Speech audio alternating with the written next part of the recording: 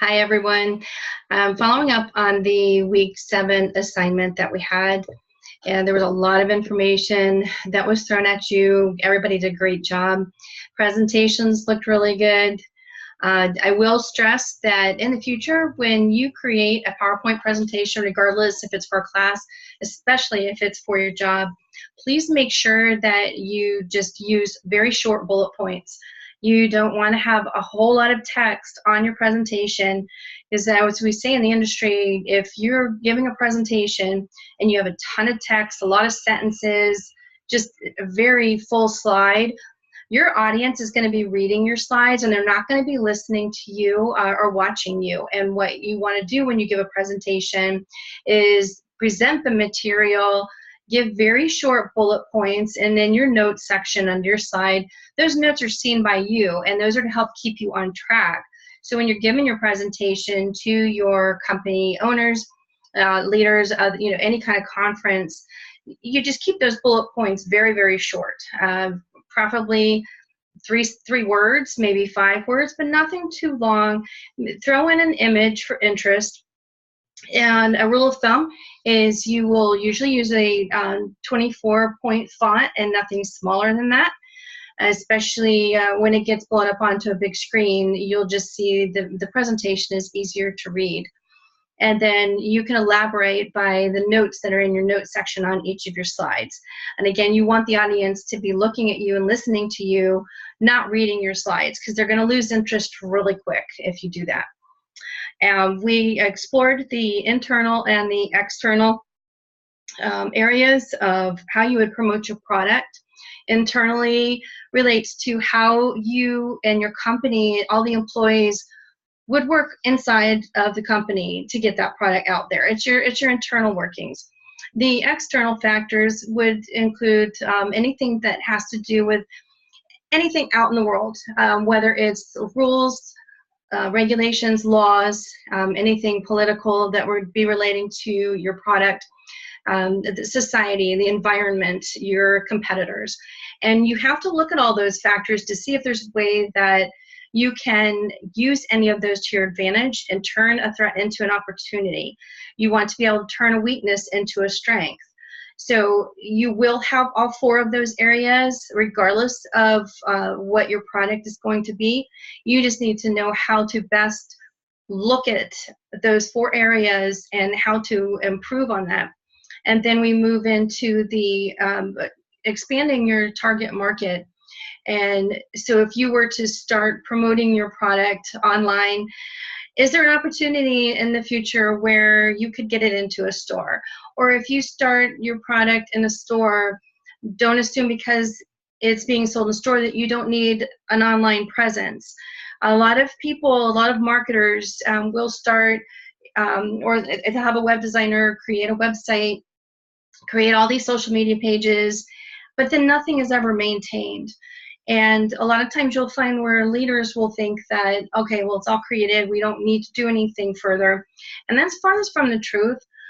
I have seen so much in the industry where I could go to any number of given websites and I can immediately scroll straight down to the bottom of the page and I can see if it doesn't have a 2018 date on it, which is the year we're in now, that tells me that there's a good chance that that company, the marketer, and whoever's in charge of the content hasn't updated anything on their content. And then I can go to their social media page and can pretty much guarantee you that their social media pages are not being up to date. And that's critical. You want to be able to have a connection with the consumer.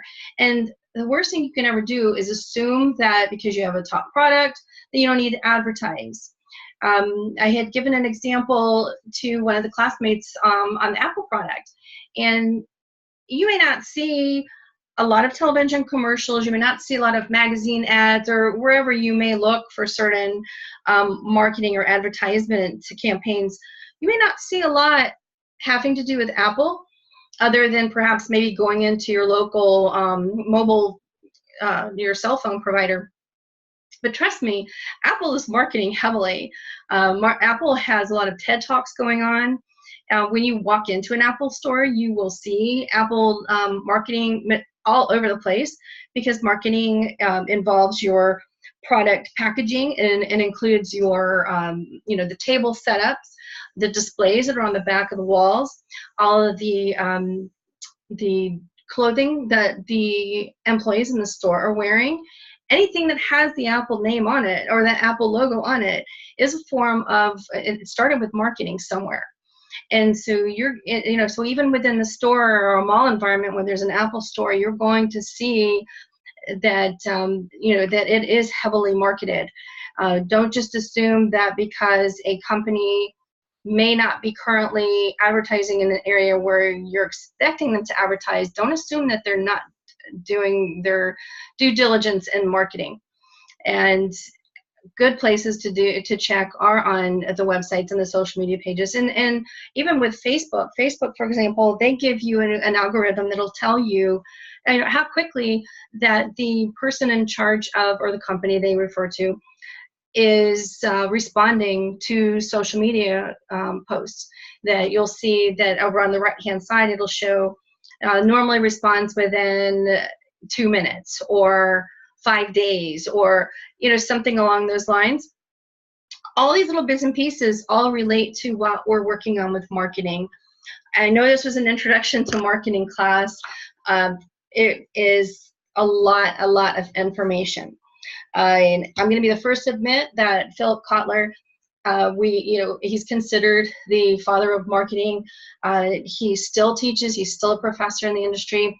He still does lots and lots of interviews, produces books. They get updated all the time. And I will be the first to admit that watching him and trying to understand how he thinks, if you watch a YouTube video, honestly, he's boring.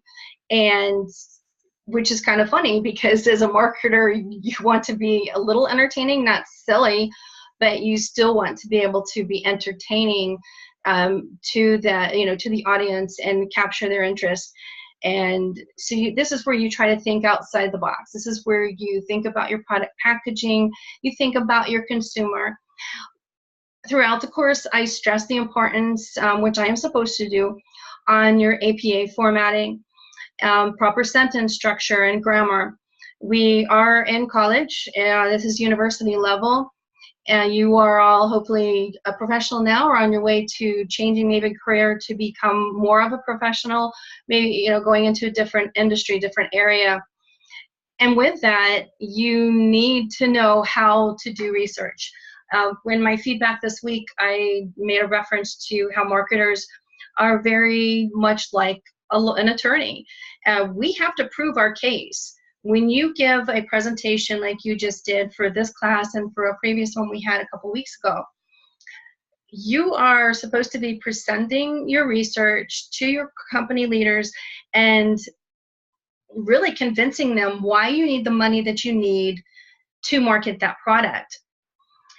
If you get up there and you don't have, and you may have data, and you don't cite where that data came from, and you don't have your references listed, I can guarantee you that one of the corporate leaders is, CEO or anyone, is going to ask you, where did you get that information? And you can't be fumbling around saying, well, I pull it off the internet, because first and foremost, because it's on the internet doesn't necessarily mean it's true. So if you're going to find the truth, you need to go to areas where there's statistical data. A lot of times we have, the government will, and other organizations, Google, will pull data that we need, and that's hard evidence. You can pretty much assume that if the company has data listed on their website, that is accurate. May not always be, but it's going to be more accurate than going to a website, joeknows.com, or I don't know if that probably is a real website, but don't know anything about it. Just pull that one out. But I'm just trying to get an example that you could go to just really any website where somebody may be gathering information, but you got to remember, these people that are website designers, and they may be for, they may be against a company or the product or whatever they're reviewing. And so you want to try to find more factual information, and you want to always have that backed up in your writing and in your presentations. And especially for this past week's assignment, we learned that the notes section was very important. And this is where you would put all of your sentence information, all of your, your backup information. So then when you're given a presentation, someone says, hey, where did you find that data?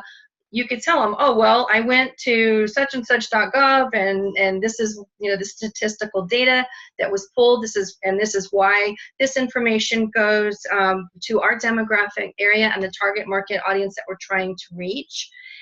Just simple things like that. And yes, it is a lot of work, but again, in comparing a marketer's job to an attorney, you're not going to have an attorney. And if you do, they're in trouble. But you're not going to have an attorney go into a courtroom and not have all of their material presented. There's a lot of research that goes in, and there's a lot of research that goes on with marketing. And in today's day and age, we have so many tools available. As digital media and digital tools start to increase, we have so much that we can pull. And Google, in our SEO, SEM class, we go over the Google Analytics and AdWords and how all that information is pulled. So there's a lot more that it's beyond just this course. There is a lot more to do with marketing. Hopefully you have your marketing introduction book by Armstrong and Kotler. And please open it and look through it, especially if you plan to do any type of marketing. Even if you don't, even if you decide you're going to own your own company, please understand what a marketer does. Understand the time that is involved, what you're going to expect your marketer to do for you as a company owner. Be realistic, but I think if you understand the concepts beyond just, oh, well, this is something that's advertised on TV and they happen to have a large budget, so, the company is going to be successful, or the company is going to fail. Or we talk about ethical and unethical business and, social responsibility. Social responsibility does go hand in hand with ethical practices, because if you have like we're talking about pet food brands, if we have a manufacturing plant, which you would have if you're making pet food products, you're going to have to be socially responsible for the environment in that community, which means that your company may end up having to reach out to environmental society and the government and work hand in hand with making sure that you're not polluting the environment. Make sure that water is safe, drinking water is safe, that pollutants aren't going into the ground to poison all of the communities that are surrounding your manufacturing plant. So there's a lot that has to go in that can be overwhelming at times, but because there is so much research and because we deal with people, we have to have these expectations. We need to think about how it can impact. Drive around, go to downtown areas, go to areas where you see manufacturing plants, look at where companies might be located, and start thinking about, what does the marketer do to help keep the company, on the positive side of the consumer's thoughts, and so hopefully you won't get negative reactions. And if you do get anything negative, please always respond to it in a positive way. And this, again, is where your research can come in to hand, where you can say, okay, well, we regret that such and such happened. And depending on the severity, you may have a legal team that will follow up. But you'll always want to respond to that. You don't want to ever ignore somebody that gives you bad feedback, especially on social media. That they say that for every satisfied customer, one person will find out that they were satisfied, but for every dissatisfied person, they're going to tell 5 friends. And now with social media, those 5 friends just probably turned into 5,000 or more, and it can severely damage your company and your brand. So I know I just went through a ton of information. Hopefully this was helpful to you, and I hope that this course was helpful to you. I'm always available, and even beyond this course, if you ever have a question. I'm passionate about marketing, and I have my LinkedIn profile connected onto my welcome message in the classroom. My phone number is attached to all of my signatures, so you can always text me or call me. and especially if you have a question, I'll be more than happy to help you.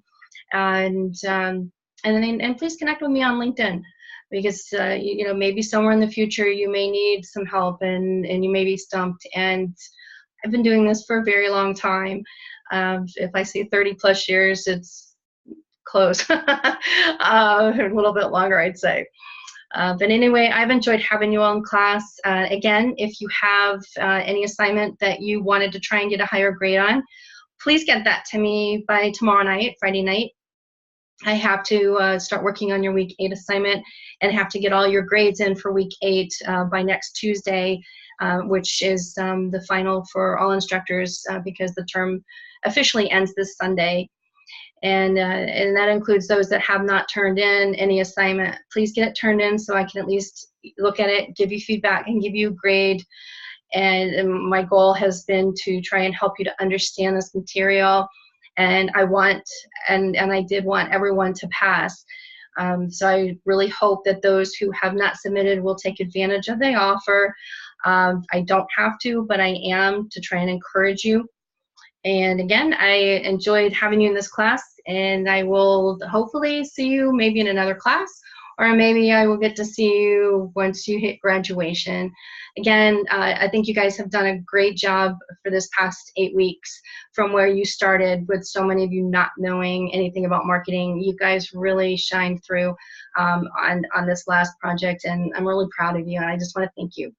And have a great day. Bye-bye.